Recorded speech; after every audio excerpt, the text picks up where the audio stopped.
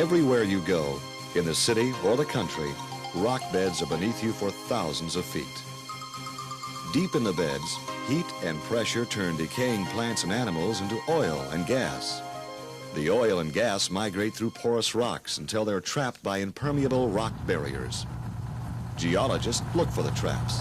Exploration companies drill wells into them, searching for oil and gas. Before drilling can begin, division engineers must approve the drilling plans. The plans include the protection of surface and underground environments. During drilling, heavy drilling mud is circulated into the well to control underground pressures.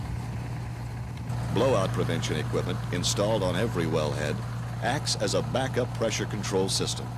With it, a well can be shut in at any time.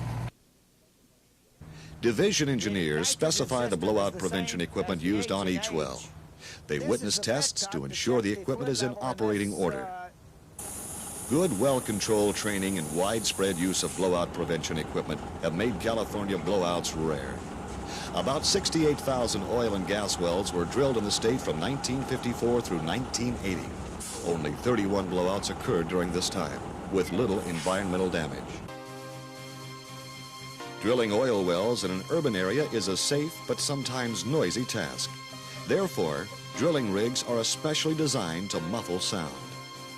At more permanent locations, drill sites are built to blend in with other structures in the area. About 26 wells will be drilled from this San Fernando Valley site. 77 wells have been drilled from inside this yellow building in Los Angeles. Derricks on this landscape drilling island in Long Beach Harbor have been mistaken for apartment buildings. Most oil and gas wells are drilled through water zones. Fluids from oil, gas, and water zones must not mix. To prevent this during drilling, heavy mud is pumped into the well bore. These zones are sealed when sections of pipe, called casing, are cemented in the hole. Cement is pumped down the well, through the casing, out beneath it, and back to the surface. To check the cement seal, operators may be required to conduct a water shutoff test witnessed by a division engineer. The casing is perforated through productive oil and gas zones. Depending on reservoir type and pressure, different kinds of production equipment are installed. The amount of oil and gas produced from every well is reported to the division each month.